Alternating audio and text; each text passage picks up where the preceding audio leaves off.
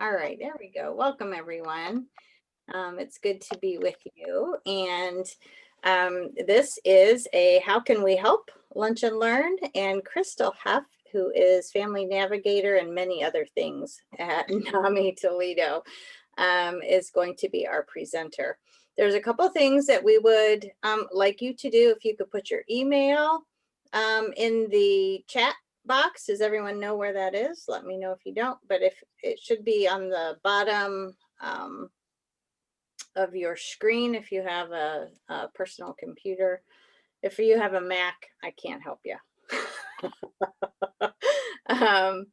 But if you put your email in there, and then also Crystal's going to be talking about some resource cards that we can drop off. So if you would like, we have some bookmarks and some pocket cards that have like communication tips for engaging people in crisis and crisis numbers, as well as we'll be sending out a resource reference sheet. But if you would like those, like the bookmarks and the pocket cards, we can drop them off. So put your address in the chat box as well. And I will open with prayer, and then Crystal, you can introduce yourself and get started. So good and gracious God, we thank you for this day, for the beautiful sunshine and this turn of weather. We pray, Lord, that we would be your instruments of light and love and healing in our community. And we thank you for this opportunity to learn some new things and so about resources and places in our community that can help us to do that. We ask that you would be with Crystal in her presentation and protect us as we go about our lives in the days and weeks to come.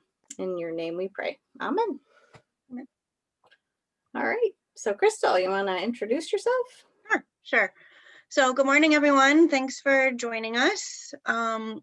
My name is Crystal Heft, and I am one of the family navigators at NAMI Greater Toledo. I've been with NAMI for about 4 years now, and I've also, during that time, been a member of the Mental Health Faith Council. In my role, one of my main roles, I guess, as family navigator is to educate the community on resources and to help eliminate any barriers that there might be to getting individuals and family members and even other professionals linked with those resources.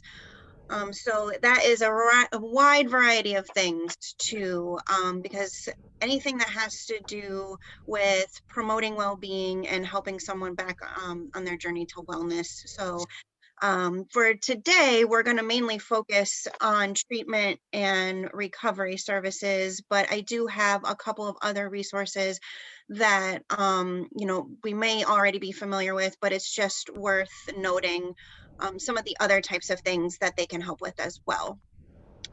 So this may be some information that we already know, but I think it's worth reviewing. So we know when, you're answering that phone or helping out, someone that may be coming to the church or to the office, that, you have some accurate information to give them. Okay. So we're going to start with mental health emergencies. So what is that? Because a lot of people think that's a lot of things. So that is a situation that threatens the physical or emotional safety and well-being of an individual or person. So what are some signs of a mental health emergency? Threatening self-harm or harm to others. A self-injury that requires medical attention. Severe impairment by drugs or alcohol. Delusions or hallucinations. So that could be something as, you think someone's after you. A lot of times I get calls from people whose loved ones think that they're after them, or a lot of times the delusions are based in religion. Or hallucinations, and that means seeing things that aren't there, hearing things that aren't being said.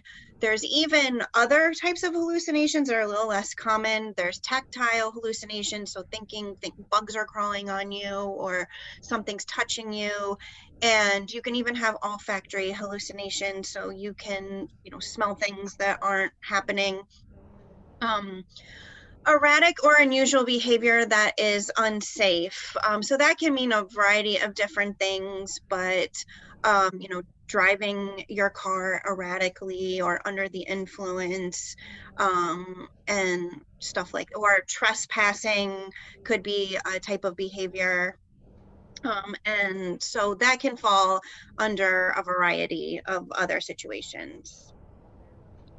Okay, so let's talk about some resources you might reach out to in some of those emergencies. So we'll start with 911 because that would be the most severe. That would be that situation where someone is telling you they are going to kill themselves, or someone is going to hurt somebody else, or they have caused an injury to themselves or someone else that requires some immediate attention. There is a nuance to this though, especially when we're dealing with mental health. When you reach out to 911, you want to make sure that you are asking for a CIT officer, which stands for Crisis Intervention Team. So those are officers that have taken a specialized 40-hour training to deal with all types of community emergencies and in diverse populations. So it's not just with an individual that has a mental illness. They could also have a developmental disability. They're trained on how to deal with individuals that are on the autism spectrum as well. So their whole job is to make sure that they can keep the situation de-escalated and then hopefully connect the individuals and families with the right resources. And they sometimes will take an individual to the hospital, but then that is where their job ends.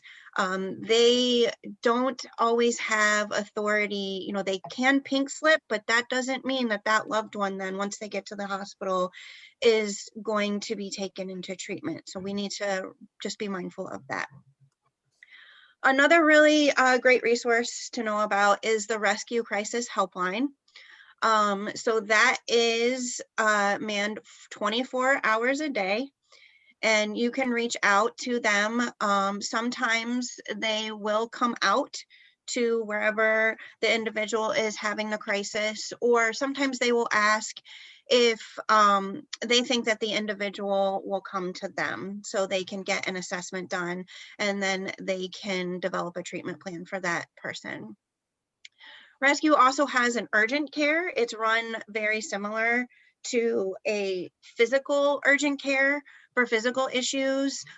It's not open all the time. There are certain hours, and that will be on your resource sheet that I send out when that is. But that is a really great place to go, especially if there are individuals who are already connected with treatment, but they may be experiencing a long wait time in between their counseling or their especially their med appointments. I have used this with people that have reached out to me. They have a really long time in between meds, or they've run out of meds and they haven't made another appointment. And there is someone there that can review their medication with them and possibly get them prescribed something else, or work with whatever agency they're connected with to get them another prescription for their medication. There's also some local emergency rooms. As with any emergency, you can go to any emergency room to get treatment, but I put these St. Charles, Flower, and UTMC on here because they have inpatient treatment linked with their hospital. So that means inpatient treatment is available on their campus. So St. Charles has their psych inpatient unit is called the Behavioral Health Institute. Flower only has adult psychiatry, so we want to make sure we know that too. And so does St. Charles.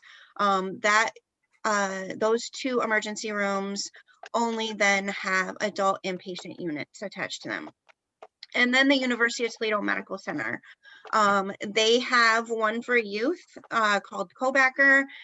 And then they also have a senior behavioral health unit.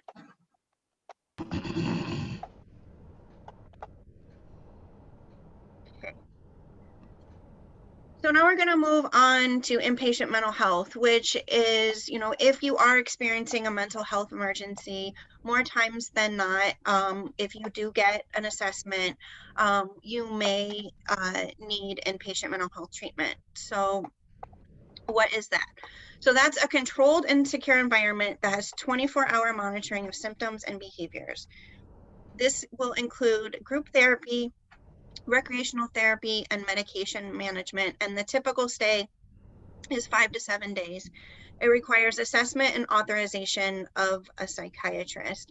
So as I mentioned, even if you're working with someone, or even if you have a loved one that does go to the emergency room, the psychiatrist that is on call makes that final decision on whether they meet all the criteria to go into inpatient mental health treatment, because it is a big deal. I worked on an inpatient unit for about 3 years, and even if you sign yourself in voluntary and you take yourself to the emergency room and you're not taken in by police or another way, you still give up a lot of your rights. You're signing yourself in and you're saying that you need help and you need a psychiatrist to kind of decide when you're better, or when you're well enough to go back out into the community and continue your treatment that way. And then the flip side of that is you don't sign yourself in and you do get pink slipped when that becomes an involuntary hospitalization. And so then that is even kind of more of your rights that you may seem that are being taken away. But really it's not. It's to get you stabilized, to figure out what is causing, the underlying reasons for the crisis, and to hopefully get you some treatment and support services so you can be reintegrated back into the community and get back on that path to wellness. As I said, the typical stay for this is 5 to 7 days, but I have seen anywhere from someone doesn't stay on the unit for 24 hours to someone stays there for weeks. It just all depends on a variety of factors, insurance, of course, being one of those, but also the severity of the diagnosis and a variety of other factors, making sure those other supports and treatment services are available and that they can be accessible in a timely manner as well. And that person has the supports that they need to get to those treatment services. Okay. So some places in our area in Lucas County that offer inpatient mental health services: Rescue Crisis, Flower, as I mentioned, and the Behavioral Health Institute at St. Charles, UTMC, Co-Backer and Senior Behavioral Health, and Arrowhead Behavioral Health. And Arrowhead also offers a dual diagnosis program as well. So that would be for someone who was experiencing mental health crisis and possibly some substance abuse issues. Any questions so far?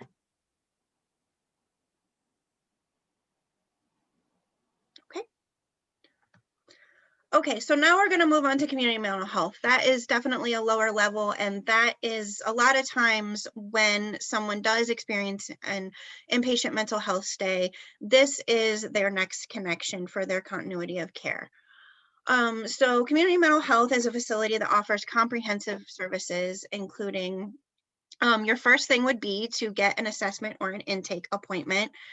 And that is probably one of the longest appointments a person will experience. I think it takes about 2 hours sometimes. There's a variety of questions and a lot of different domains to identify triggers and kind of come up with some general probably diagnosis to develop a treatment plan. Outpatient counseling. So this can vary too in length and frequency. A lot of people go once a week. I know some people go twice a week, some people go twice a month. It just kind of depends on what level of care you need. Partial hospitalization services. So a lot of times this is a step down. So all of the things that I mentioned that you receive during your inpatient stay with group counseling, recreational services, med management, you will receive in the community health setting, but then you will be able to go home. So a lot of those programs are several hours a day, sometimes 5 days a week, and typically they're time limited. So maybe a month, maybe a couple weeks, and then you gradually would step down from that into your outpatient counseling services. But that's really useful for someone who just isn't quite ready to make that leap just to maybe seeing a counselor. They might need a little bit more support and services, and maybe even some more one-on-one, a more intensive one-on-one. Then there's group counseling. So that is usually facilitated by one of the counselors. And typically it's topic-based, or it may be diagnosis-based. So a lot of people like that because then they can see peers that have similar challenges to them, similar experiences, and that creates kind of a network of support. Case management. So this is really good for people who have other issues, maybe getting insurance, maybe they're trying to get disability, maybe they're having difficulty with housing. So any sort of community related issues that could be impacting their path back to wellness, or maybe they don't have transportation to get to their appointments and their support services. These are the types of issues that a case manager can really help with, and yet again, provide that support. It's also a really great thing for people who don't have family and friend support. That case manager can help build those skills and build that trust back with that individual. Job training, this is a big one for a lot of people, especially if their mental health does impact their ability to work, but they have a desire to work. They can get a job coach and they can talk about maybe some triggers, some stressors, but also some of their strengths and their talents. And then they can get training, and they can also be matched with a job that matches their skills and their strengths. Peer support, this is something that is personally really important to me. I think having someone that has been on that journey, that has similar experiences, can make a really big difference in the success of someone's recovery.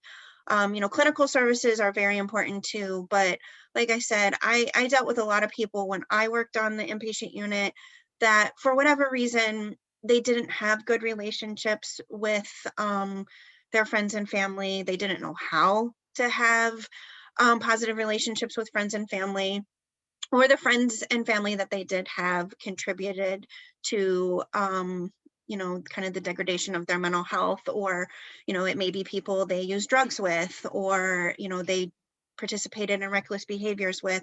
So they really didn't have anyone that was a positive influence in their life. So peer support can make that difference.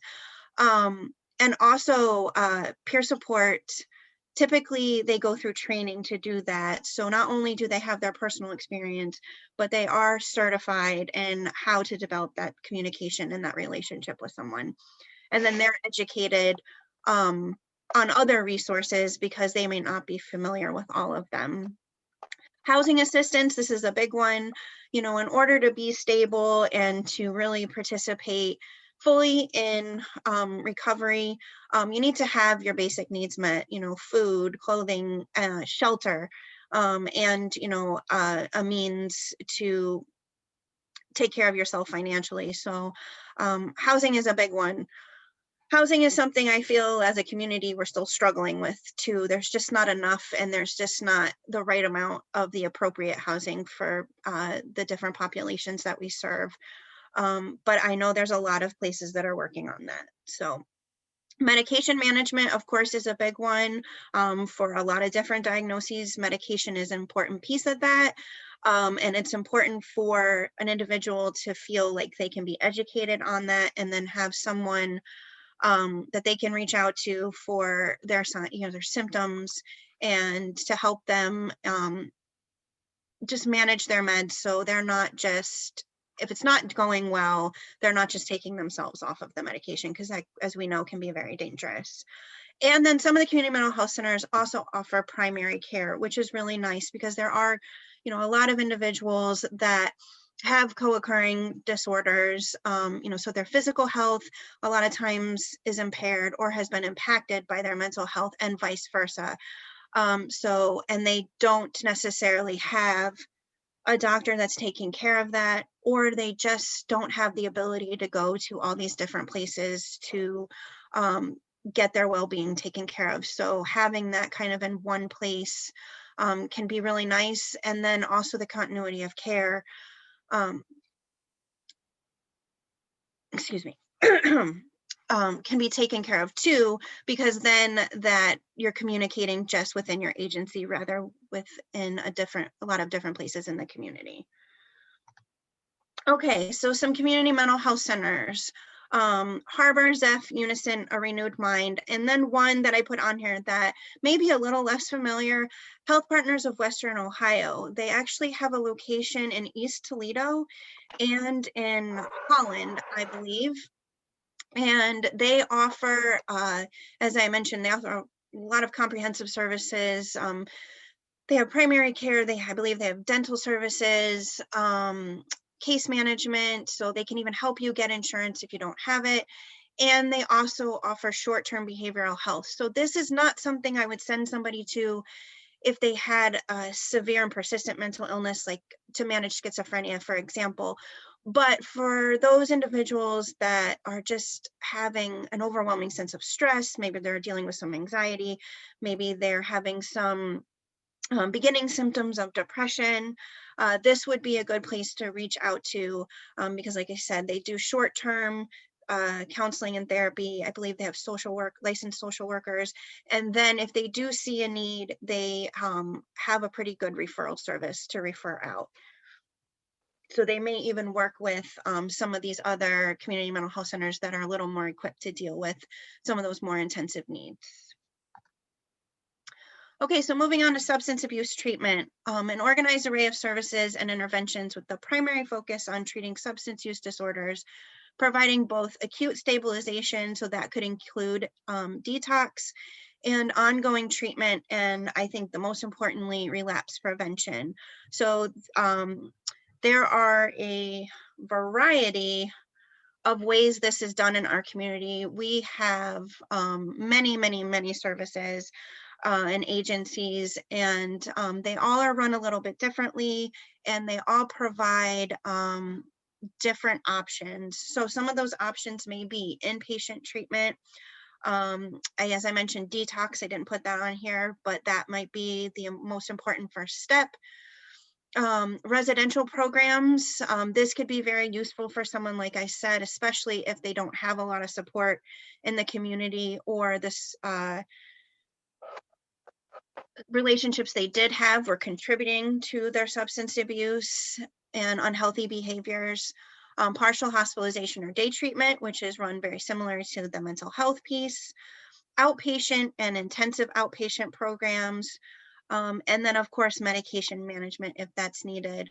The one thing I forgot to put on here too, is a lot of recovery services now are also offering group counseling and peer support. Which we're just finding, like I said, that having someone who has walked that journey can make a huge impact in someone's recovery. So that's both in mental health and also substance abuse treatment. And a lot of them also have, because you need, a lot of times when I worked with people on the unit, you have a lot of time on your hands, because it does, using a substance is more than just sitting down and using the substance, or taking that drink. It is obtaining the substance and all the other behaviors that possibly go along with that. And so they realized that they had a lot of time. So you need to teach people how to replace healthy behaviors with unhealthy behaviors, and then create opportunities to have positive peer and community interactions as well. So a lot of places are doing that too, with meditation, with there's one place I know that does forest therapy, equine therapy, exercise. So it's really supporting a very holistic approach, and kind of retraining people's brains on what healthy things look like for self-care and what unhealthy things look like. Okay, so moving on to that peer support piece. So what is peer support? It's people who share common experiences or face similar challenges. They offer reflective listening, empathy, and resource sharing. So as I mentioned, there are quite a few agencies and treatment centers now, especially in our area, who really see the value in this. And like I said, it's not just anyone, because that can be more of a support group. There is a certification process that you have to go through in order to become a certified peer support specialist.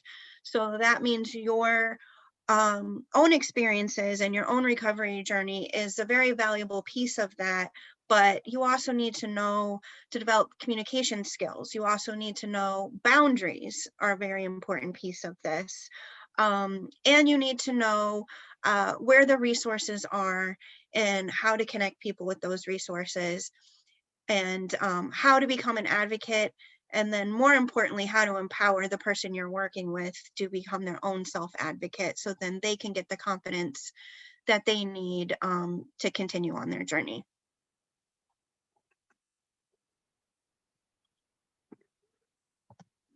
So some places that offer peer support services in the area, so Neighborhood Properties and the Mental Health Board, during the beginning of COVID, set up a wonderful emotional support line. So that is run by certified peer support specialists. And in the resource guide that I send out, it'll have the number and the hours that is operational. And it's just a great line, because sometimes, you are in between your appointments, or you're just having a rough day and you just need someone to talk to, especially, like I said, for those of us who don't really have a good support system. They offer support, they offer reflective listening, and then sometimes they offer resource linkage, which is really nice. Neighborhood Properties also runs a wellness and recovery center. This is a great place for people. It's a respite center for individuals who maybe are feeling overwhelmed, maybe their environment, they're realizing it's kind of unhealthy. They need to maybe get away and kind of decide what their next steps are, or if they need to make a change. They may be going through something such as a divorce, or especially with COVID, maybe one of their loved ones is not well and they're having a hard time with that. So a variety of things. So for this, you do not need a diagnosis. This is actually can be thought of as maybe a prevention or intervention to a diagnosis. You can stay up to 7 days. You do need a referral. I am one of those referral sources. And then you also do need somewhere to go, so you cannot be homeless. Neighborhood Properties has a bunch of other wonderful programs for homeless individuals, but this is something, like I said, it's more of a respite. And so you do need to make sure that you have a place to go at the end of your stay. You can stay up to 7 days. And I think they allow 4 people at a time. I don't know if that's changed since COVID. And then they offer group activities, one-on-one peer support, and they also offer resource linkage if that's something that's needed. The Thomas Wernert Center is also a wonderful place. NAMI has an amazing relationship with them, and we send quite a few people to the center. Now they do have a hybrid model of in-person and virtual programming. They have a variety of support groups, of social groups, of, I don't think they're doing outings right now, but I think they're developing, they do cooking, they do a community garden. So just all types of, as I mentioned, some of those holistic things to teach people some of those healthy self-care pieces, and just the opportunities to develop healthy social interactions as well, and just get some more education and insight into living well with a diagnosis, whatever that may be. So that is a really great place. And as I mentioned, I refer quite a few people there. And every single staff member is a certified peer support specialist. So same with the neighborhood properties. I think I might have forgot to mention that. So their emotional support line and their wellness and recovery center all have certified peer support specialists, as well as the Thomas Cornert Center. As I mentioned, there are some recovery places too that also are integrating peer support. I believe that Brightview Health is one of those, and Fuse Recovery, I think, has a peer support program. Okay, so moving on to some helplines and websites that might be helpful. So the Suicide Prevention Lifeline is especially for someone who is having, thoughts of wanting to kill themselves, or is just, thinking it feels alone, feels isolated. This would be a good lifeline to share. SAMHSA has a helpline, and that's really good for a variety of mental health and recovery services. It's a national line, but they can get you localized resources. NAMI National has a helpline as well. There is the crisis text line. So sometimes you may need some support and possibly some resources, but you may not be comfortable talking to a person, or a lot of times I refer people to this in those in-between times where you're in between your counseling appointment or your psychiatry appointment. It's late at night or it's on the weekend, and you need that extra support. You can text 741-741, and there is a trained individual on the other end. I think they go through 30 hours of training, and a lot of them have professional experience in counseling, or there's teachers, I think, that are there, and they are trained to help you. Basically, I think they're saying is to take something from hot to cold. So you could be pretty escalated when you call, you could be feeling pretty isolated, but they give you some good coping skills. And then they can also do what they call an active rescue if needed. If they feel that there is emergency services that need to be dispatched and they're able to locate you, they can do that as well. That's a national text line, so that can be used anywhere, anytime. And that can be a good support for people who are feeling isolated. 211. So 211 is one of those resources that I alluded to in the beginning, that you may be having a crisis because you're going to be evicted, or you're running out of food. I mean, these are very real things that we are dealing with in our community right now. So 211 is a great resource to get connected to some of those things very quickly. And yet again, it's something that is not just used in Lucas County, so you can use it just about anywhere. And another great thing about 211 is if English is not your first language, they can connect with translation services while you're on the call. So that is a really innovative thing. So it can reach a variety of people very quickly. Relink.org is something that NAMI has been connected with for a little bit of time. It is another kind of resource clearinghouse. and it is actually faith-based, but not every resource on there has a faith component to it. But I believe it's out of, I think it's out of Cincinnati, but don't quote me on that because I could be wrong. But it is, it has, the website is arranged in different categories. There's even resources specifically for veterans, there's substance abuse treatment, there's mental health treatment. I believe there's some other community resources similar to what 211 has. And it's free to agencies that want to become part of the resource guide, so that's also really nice. And you just type in some information and it gives you a variety of different resources. So it's not only good to get connected, but I have learned a lot education wise from that resource, just about some different resources that I didn't know were out there. And it's kind of brought in some of the resources that I use to connect people with. So they also have some webinars and other events on different mental health and substance abuse topics from area experts all over Ohio, and I think sometimes nationally too. So I've recently connected with some of those. And like I said, it's been educational and informational. So it's a good resource to check out when and if you have time. Okay, so I'm big on quotes.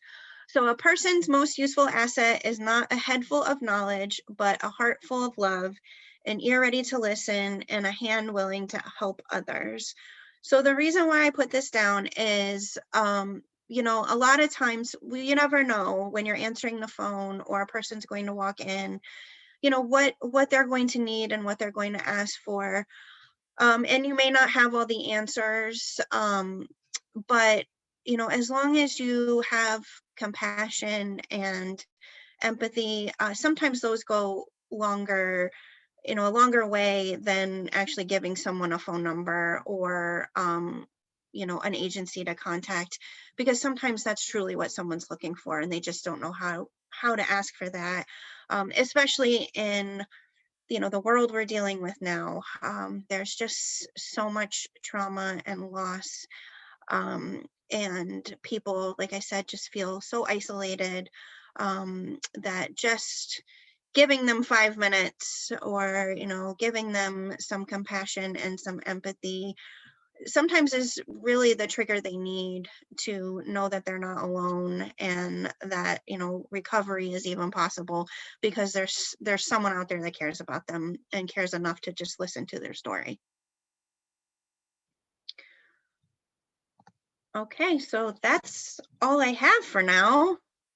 So I don't know if anyone has any questions or if anyone wants to share some of their own experiences they've had with trying to help people in the community, or resources that they use that they found have worked really well. Crystal, Yes. I'm down in Van Wert County, Okay.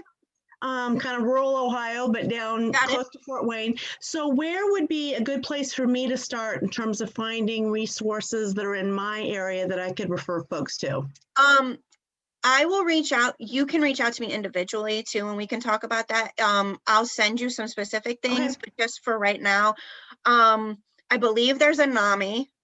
So NAMI is always, you know, shameless plug, but it's true. NAMI is always a great place to start. They don't always have MEs, so, but because every NAMI is built a little bit differently. And then if there is an Adams board or a mental health board down there, that is also a good place to start, because that's kind of like a clearinghouse for recovery and mental health services, because a lot of times the agencies, especially in rural counties, are get some type of funding from a board like that. But I would be happy to, here, let me stop sharing this. I'm gonna put my cell phone and my email in the chat. And, or actually, you know what, it would be better if you want to send, I'm sorry, you Jill? No, I'm Kimberly. Oh, Kimberly. Okay. So I have your email, so I can also look up some more specific things for you, but those are the two places I would start.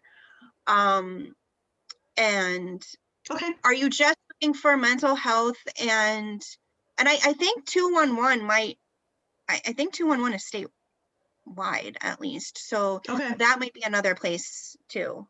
Okay. Hey, Crystal. There is an Adamus board in Van Wert that covers Oh, good. Mercer, Van Wert, and Paulding Okay. counties. Can you Perfect. explain what Adamus board is? You know, we get Yeah, stuck in so all of that's- these little. Go So ahead. that's it's Alcohol, Drug Addiction, and Mental Health Services Board.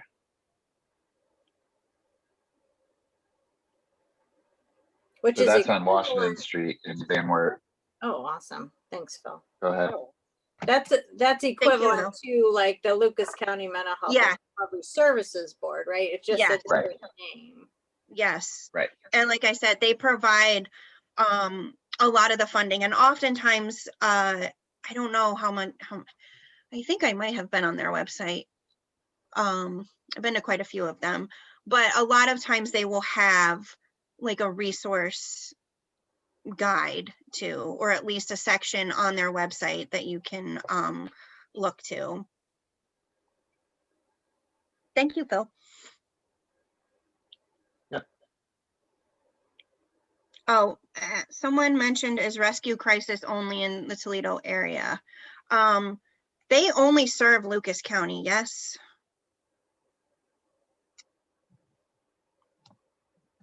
I think so. I think so too. I'm not. Oh, I mean, Robin said you do there- not need to live in Toledo to use their services, but Right. There's plenty of outside counties that utilize rescue. You know, Okay. just if there's not a primarily if there's not a psychiatric or a mental health hospital in their area, typically they reach out to rescue, and rescue can help facilitate a referral Coordination. to one of the Okay. other facilities. They probably have a contracted bed for out of county. Probably.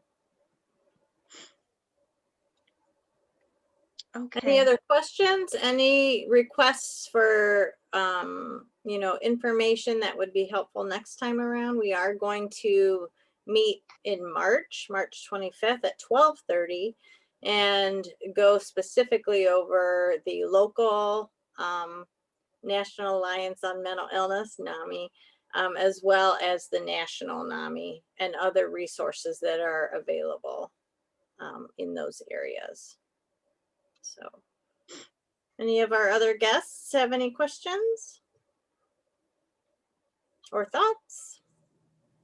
This is Jill. No questions, but wanted to let Kimberly know that you may be able to check with Van Wert's health department, and they may have a guide of their local services. I know here in Defiance, we have that. They've just updated theirs just recently. So that might be a good source for resources as well. That's great.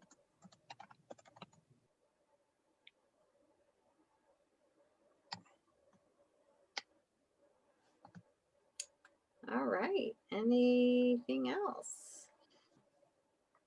Other ideas moving forward for some lunch and learns. We have, you know, a wide variety of topics that we're talking about, providing, you know, these kind of hour-long conversations on. So any thoughts that you have for what would be helpful to you?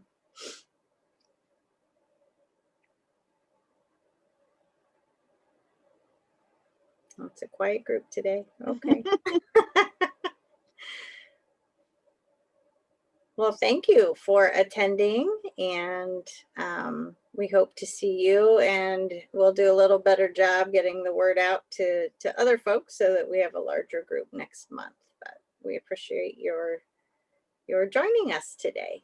And we have your emails, and we'll send out the reference guide or the reference sheet And then if you put your address in there, we will make sure to either mail or drop off the bookmarks and the pocket cards that we have available through the Mental Health Faith Council as well. So, Thank you. all right. Thank you. Take care. Thank a you. wonderful Have a good day.